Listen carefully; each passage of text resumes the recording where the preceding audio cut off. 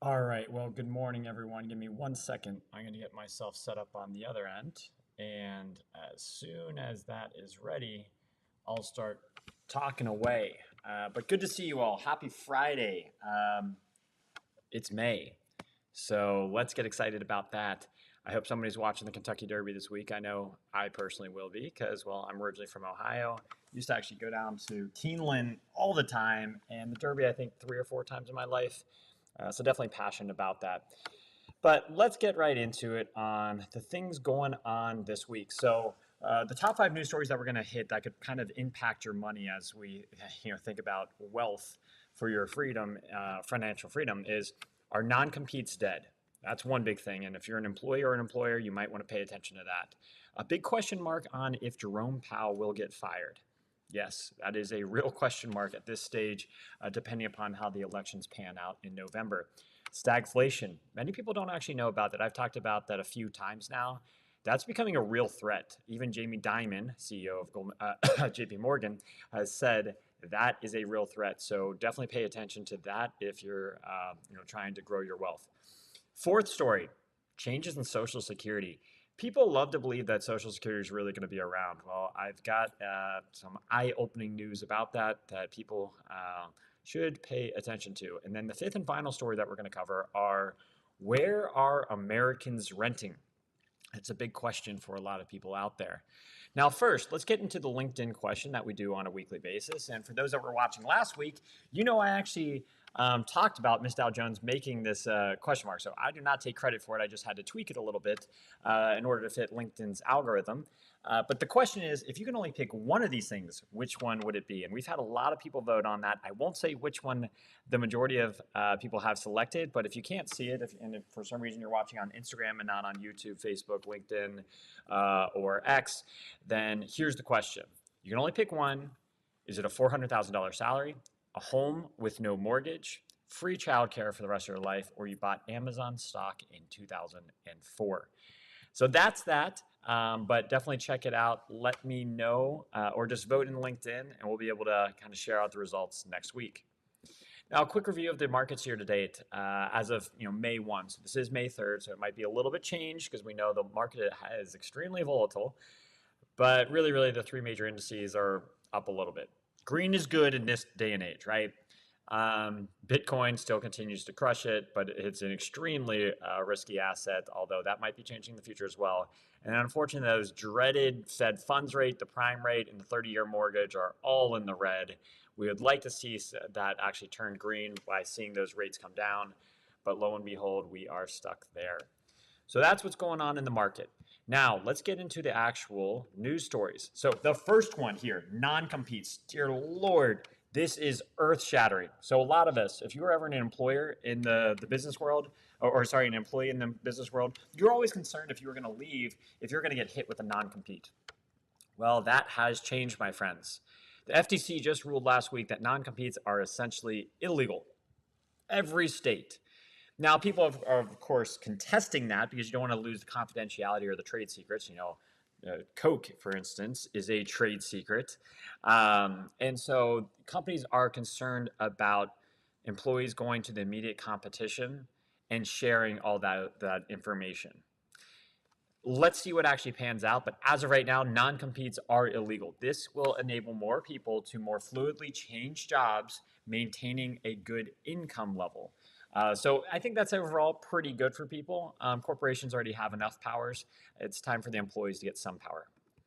All right, dear friend Jerome Powell. I've actually read his book, Trillion Dollar Triage.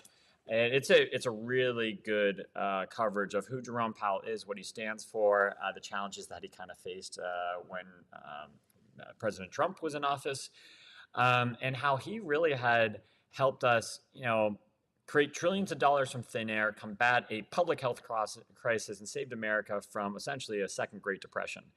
Now, some people hail him as a savior, others do not. One of those guys is definitely former President Trump, who very well could be the next president of the United States of America in November. And so President Trump has definitely hinted that he doesn't like Powell that much. And he would love to actually try and fire Powell, but there's really a separation of power of what the president theoretically has versus what he might believe he has. And why I mean that is Jerome Powell has autonomy.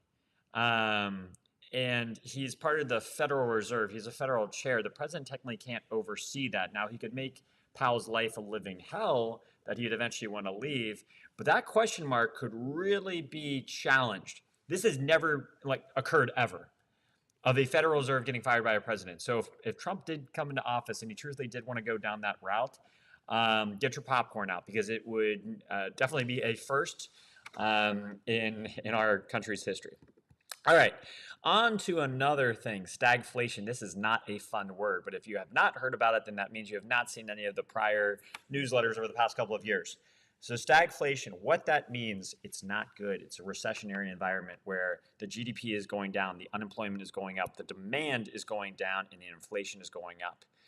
Again, I've been talking about this for a while, but who actually listens to me? A lot of people don't listen to the CEO of JP Morgan, Jamie Dimon, and when he was asked about a question of stagflation, his exact words were, yes, I think there's a chance that that can happen. I worry that it looks more like the 70s than we've seen before. The 70s was the last time that we had stagflation. Stagflation, for those that want further explanation, is a challenging economic phenomenon that wreaked havoc in the 70s, wreaked havoc. It has escalating prices, unemployment rates, sluggish economic growth, consumer spending, which accounts for about 68% of GDP, takes a hit in these conditions. Remember that word, 68%. That is scary for us because that's ultimately what drives the economy. And thus, when that recedes, that means jobs also go away. So be on the lookout for stagflation. Hopefully we can avoid it, but there's a lot of uncertainty out there in the marketplace. All right, we are now on to our fourth story, Social Security. And again, if you're on Instagram, you can't actually see what I'm talking about here. But there's a really good graph on the other platforms that shows the people in the U.S. under the age of 59 who stand to have benefits cut if the minimum age for Social Security is raised. So it shows percentage by state and then the number of individuals. Yeah, the darker you are in this graph, it's worse. So what it really means for Social Security, I was just hitting at President Trump, but in November, there's an election. And the election will determine the president, but it also could very well impact people's Social Security benefits. So a quick stat for you. In 2024, Social Security is projected to distribute about $1.5 trillion in benefits to nearly 68 million Americans every month. That's month, not year. 1.5 trillion per month. So a significant portion of the baby boomer generation is set to hit 65 by 2030. And they will heavily rely on Social Security because, again, we've always been paying into Social Security. That comes out of our paychecks as employees. And a lot of people believe this is going to be their primary source of income in retirement. First off, that should never be your primary source of income in retirement. Please save yourself. Do yourself a favor. Get a financial advisor. There's free ones out there. And just look at ways to just invest $100 a month into, IULs or Roth accounts or whatever it might be, or index accounts, you name it. Don't rely on Social Security because guess what? There's a really big chance with the looming depletion of the Social Security kind of trust funds within the next decade, that there's going to be a potential cut of at least 20% across the board. That's tough. And there's really been no action taken by Congress because it's a sticky subject. And you know what happens with sticky subjects? They just get stuck in the checks and balances that is American politics. So protect your financial future. Please don't rely on Social Security for your retirement. Build a nest egg. There's ways you can do it, whether you're making $50,000 a year or $5 million a year. All right, so if you're close to that age, I feel for you. And if you're a younger age like myself, make financial plans that aren't relying on Social Security. All right, fifth and final story. Where are Americans renting? Apartmentlist.com gave me a report, and there are 43 million Americans in single-family homes and 58 million in multifamily, reflecting the rapidly changing landscape of demographics going to certain places in the country. So that 43 million, so a few of these bullet points that I want to hit. The 43 million single-family renters, that equates to approximately 14 million households, with an average of just shy of 3 occupants per household and 3 bedrooms per unit. The 58 million individuals residing in multifamily, that takes about 28 million households, and that's about 2 occupants per unit and 1.5 bedrooms per unit. So that, it tends to be the couples, right, as they get married, then they have a kid, they move into the single family residential thing. Now, here's kind of the difference. Single family residentials tend to be in the suburbs. The multifamily tends to be in the urban area. Single family tends to be in Midwestern states, Southern Belt, where there's more land. Versus like Northeast, we're pretty well landlocked up here, so you're going to see a lot more multifamily. But yeah, I'm curious, if you're a renter, are you in multifamily or single family? And do you want to stay being a renter? Because guess what? As Rich Dad Poor Dad says, it's actually better to be a renter than a homeowner, especially right now when you're paying 7.11% on a 30-year mortgage, not to mention all the property taxes. Really fun to be an owner. All right, so let's now get into my 3 favorite social posts for the week. And that is, which one's going to pop up first? That's always the fun thing on the screen. Ooh, okay. Alex Hormozy. What do you got going on, Alex? Well, he's going to, if you guys don't know Hormozy, he's actually great to follow. He's a business entrepreneur, acquisition.com. He's been kind of like paving the path for others to kind of see how to build a billion-dollar business. He's not there yet, but he's on his way. And so he's just hinting at some of the productivity hacks that he personally utilizes. Like first, instead of spending the time to get motivated to do work, he said, just start doing the work. Just do it. Kind of take the Nike approach. You don't need perfect conditions to start working. That's a really important aspect. And stop setting goals out in the future and start setting your habits that will start working for you today. So goals are good to have, but if you don't put the right habits in place to actually do anything, pretty much worthless. And then put my phone on Do Not Disturb. Yes, I do that all the time. Sorry for a lot of the people that think I'm screening your phone call. It's just truthfully when I've got to lock in and do work, I put it on Do Not Disturb.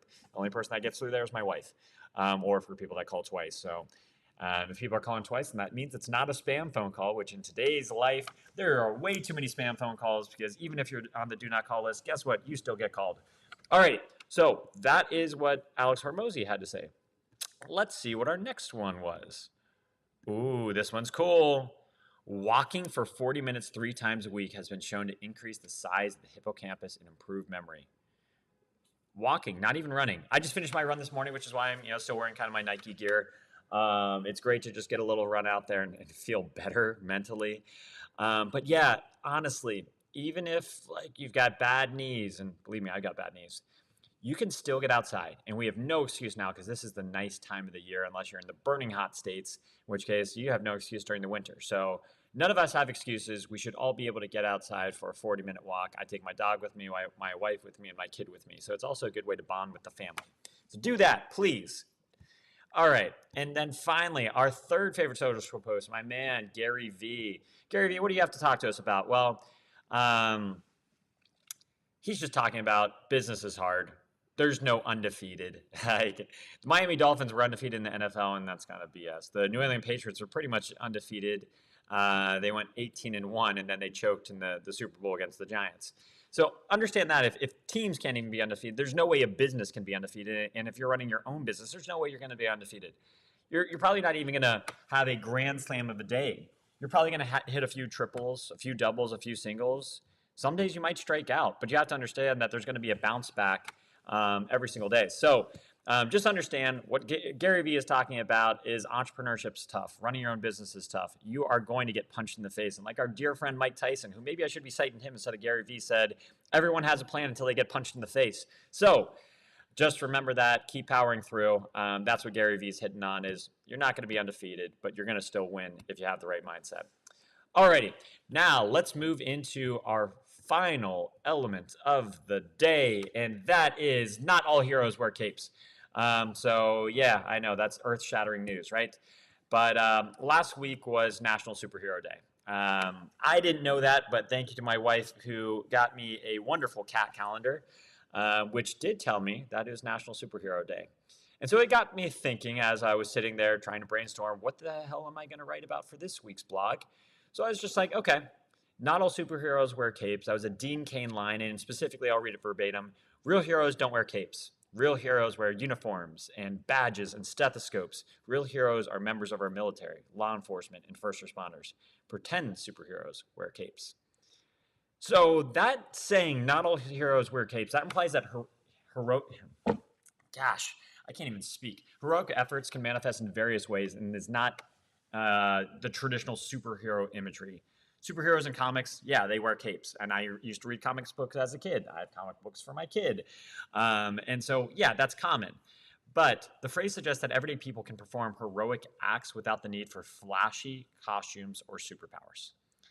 It acknowledges that unsung heroes among us, those who can make positive difference in the world through their actions, kindness, courage, or selflessness, even if their contributions may not receive widespread recognition. So these unsung heroes, I mean, any one of us could actually be an unsung hero. They can be found in various contexts, including everyday life, professions, historical events. They embody the spirit of altruism, dedication, prioritizing, gosh, I really can't speak today, the well-being of others above personal recognition or reward. So this message really is for everyone out there right now that think they can't be a hero for someone else. You might think you're not important because, well, if you're at an employer, you're just employee number one of 10,000. And so you feel like you're just in the head count. But little you know, you actually can be pretty damn powerful, whether that's for a fellow employee, whether you're a parent of a young kid, or parent of an old kid, you can still be a superhero. So start acting like it. And Gandhi, another thing, man, I'm just pulling out the quotes today. But Gandhi had a line of, be the change you wish to see in the world. And he was advocating, honestly, for personal responsibility and proactive engagement in creating positive change. Essentially, he was urging individuals to embody the values and behaviors that we want to see reflected in society. This statement is really just encouraging people to take ownership of their actions and attitudes, recognizing that individual choices have the power to influence the world around them. Instead of waiting for others to initiate the change, which I used to do that too, or relying solely on external forces, Gandhi's emphasizing the importance of self-transformation as a catalyst for broader societal transformation. In essence, Gandhi's message suggests that if you desire a world characterized by kindness, compassion, justice, and peace, you must first cultivate those qualities within yourself. By living according to these principles and demonstrating them in your interactions with others, you can inspire others to do the same, thereby contributing to the collective better. Carrying the qualities of kindness, compassion, justice, and peace, that doesn't require you to be a superhero. It just requires you to be a good human. But you know what is crazy? When you start acting like a good human, then others start acting like good humans. And now we've created a chain reaction in the world. So as Gandhi says, go out there and be the change, because your little actions can have heroic results. All right, guys. Well, hey, that closed up the week, but I know what you all really came for, and that is the dad jokes for the Kentucky Derby, because that is occurring tomorrow. So a horse walks into the bar. The bartender says, "Hey." The horse says, "You read my mind." Oh man, where's my sound effects? Okay, good. It came. It was just a little late. It's early in the morning. Why are racehorses in shape? Because they are on a stable diet. Now it's ready. It's tuned in. When do vampires like the Kentucky Derby? When it's neck and neck. Damn. All right, everyone. Well, hey, that was so much fun. As always, take care of yourself. Say you love. Tell the people you love you that you actually love them, and enjoy a good weekend. Take care. Bye.